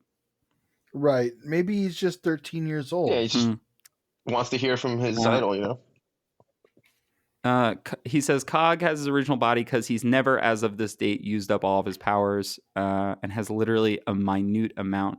He says literally a minute amount left, but it also feels like a minute amount left because of the timer / power meter. Is it a timer? Is it a power meter? I don't really know. You know, it's I don't really the know. eternal question. Yeah. I guess it comes to a point where it doesn't matter eventually, right? Yeah. Number 3, all spawns come back to Earth, not necessarily decomposed or burnt, but with a different look than they had when they left the living world. Bit of a cruel joke on some of them when Malbolgia puts them into a different identity and in the guise of a monster. And then he just does not answer what happened to Cygor and Clown after Spawn killed them. So maybe they're coming back. And well, didn't he say he's going to revamp Cygor? The book specifically. Well, so sure. I guess that's kind of an answer. In the end cap, we get these toys. You recognize those? Oh yeah! Wow, hosers. So that movie's good, pretty fun. Hosers, the Great White North, Bob and Doug. You ever see that movie, Adam? No. Pretty good. I recommend it. Oh wait, no, Pretty fun. I haven't. No, I'm thinking of a different movie. The Great White North, you said? Bob and Doug McKenzie. That's their show. Their shows. They're like they have characters from Second City. They're the most Canadian dudes in the world. Second City. Yeah. It's like Rick Moranis. Yeah. And then what was the other one? Get Ready or something? Was it? Was the movie with the?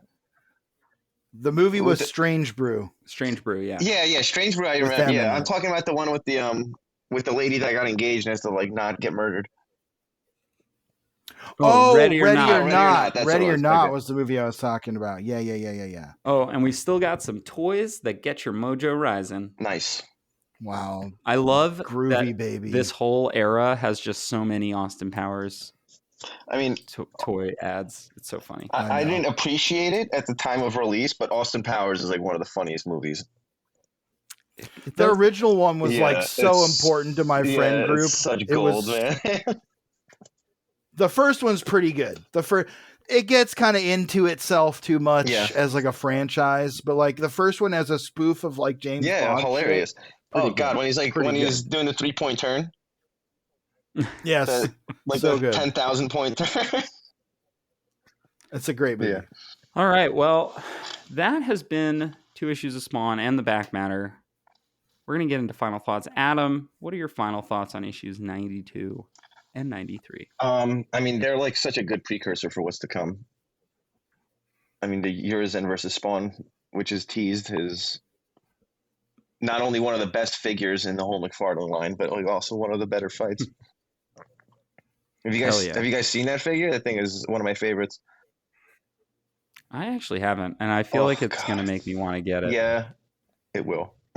Oh yeah, that's pretty sick. It's really cool. That is pretty dope. That is cool. Great paint job on that. Yeah. How about you, George? Well, I really enjoyed both of these issues. Two of my favorites so far, honestly, of the whole run that we've read. Really loved the art in both of them. I loved the two-parter there that we kind of read the second half of. I thought both halves of that were great. I loved the ending. It's a very cool, like, I compared it to that 80s Spectre, which is very much a, like, Tales from the Crypt style superhero. And I love that. I love the horror in it. The 93 that we read here, which I think that was the second issue, right? Yeah. I loved it. I thought it was so great. Such a great, like, little horror story issue that Spawn fits in so seamlessly. You can see how Todd has that vision of the character still to this day because it works great. And there are so many stories where it works great. And yeah, the stuff teased with Urizen seems pretty cool. I'm excited for that. I love that that story also managed to set up something that's coming down the road without bogging us down with it. Yeah. Like it was organically in the story. It was there. It felt natural. And like you said, Adam, it just built that anticipation. And as I've often said, I've said this, especially lately, my favorite kind of comics are the ones that make me want to keep reading comics. The ones that make me want to read the next issue or the next thing, whatever it may be, want to keep going because I just had such a good time reading them. And these are definitely two issues that are like that for me. Yeah, I have to agree. I mean, 92 and 93 are just both so they just whip. It's so funny. We always talk about when we have an episode coming up, we're always chatting about the issues ahead of time, and it's whoever reads them first. And if I read them first, I'm always like, George, these are so great. And then I wait until I get the text from George. It's like, oh hell yeah, these were sick. And I'm like, yes, we're gonna have so much fun talking about these. And these were two just absolute bangers, and they're making me more, there's an ebb and flow with any of these things. Whenever you are checking in on an episodic medium like comics, you're going to hit like a rut where there's like a few issues in a row, a few stories in a row that feel like, I don't know what we're doing here. Come on, let's keep moving. And these issues, while it might have been hard to see the vision a few issues ago, these are really rounding into shape and like helping us really understand what this sort of era of Spawn is supposed to be. And then to add on to that, to be so additive with the reason reveal, essentially the promise of the eventual reveal, sort of having him lurking in the background, having him be a new thing that's not related to the heaven and hell battle that we seem to still have not understood anything about. There's no background info on him at all outside of just a very menacing silhouette and kind of elder evil vibe. And my favorite comics have always done that. I've said this before on the show, but like one of my favorite builds in all of comics, and had I been reading it at the time, like if I existed when like Simonson had just gotten on Thor, to see that final page for a year of Surtur creating the Twilight Sword, where it's just him on the anvil and then ending with like, it is done, and like, oh shit, like Surtur's coming, like fuck, like that would have been crazy. Now Spawn doesn't typically do that, but to throw something in here that I'm like, shit, big stuff happens in big round numbers in this comic, and now we're only like 7 issues away from 100. This better pay off. And spoiler alert, I read ahead and I was very pleased. I'm excited. I mean, I'm over the moon that I'm reading Adam through the compendiums. So I'm almost at the end of Compendium 2 here, within a couple episodes. And it's your first time completely reading through all of it? Oh my God. I'm so jealous, honestly. That's part of why it's that's why it's so much fun for me. Like it's so interesting. Like, okay, they're cool comics. Even the ones that aren't great are pretty cool. And going back and reading from the beginning was really fun. And revisiting some of those early issues that I had read was really great. And it's so interesting to see the story and the concept and the creators evolve over the course of, you know, these almost nearly 100 issues that we've read now. Like seeing the story evolve with the people telling it, it's just so cool. You rarely get to see that with a superhero in this context, because like so many of the characters that still exist and still have comics, either the run is like a broken jumbled mess like Deadpool, arguably one of the more recent, still 30 years old, but more recent Marvel characters to be like a huge success. You can't really just read Deadpool like you can read Spawn. Yeah. On the other hand, there's like Spider-Man, who's been around since the 60s, or Superman, who's been around since the 30s.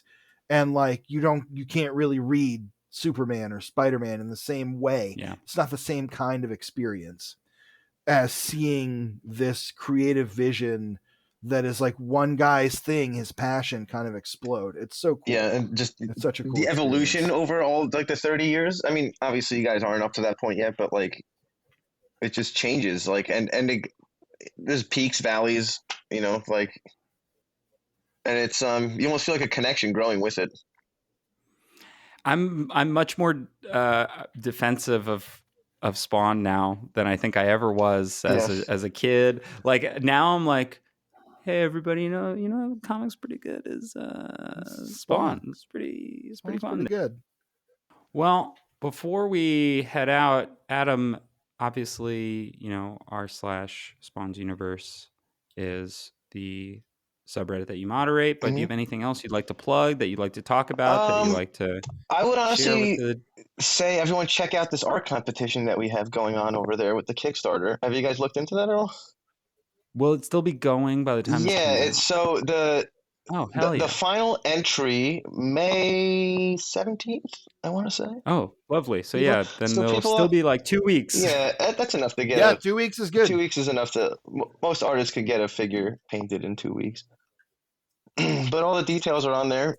Thomas Healy's actually going to be one of the judges. So that's awesome. I mean, we'll see how it goes. It's kind of just like a spur of the moment weird idea that I had when I saw the Kickstarter announcement.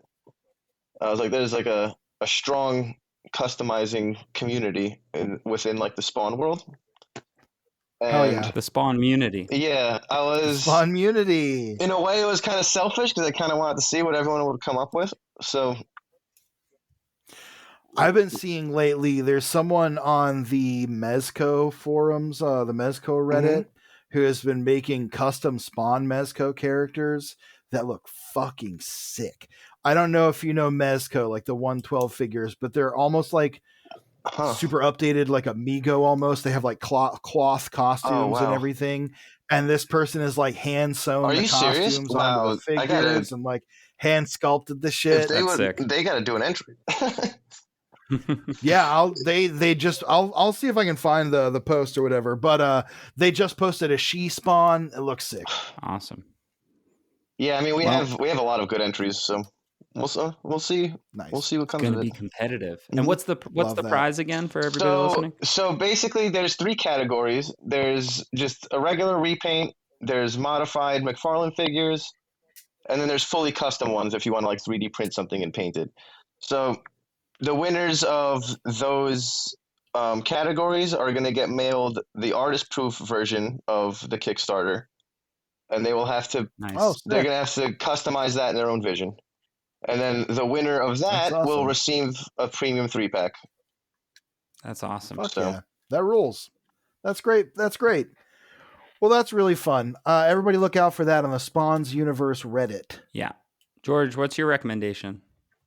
My recommendation for this week is the band Otoboke Beaver. I don't know if you've heard of them. They are a Japanese punk band, and they fucking rule.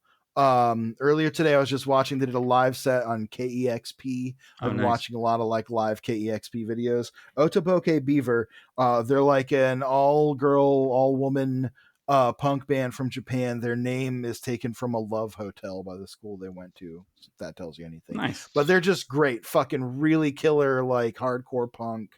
Yeah, super fun. Awesome.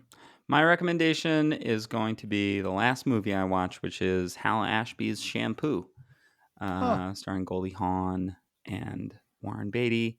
Basically, another Hal Ashby catastrophe.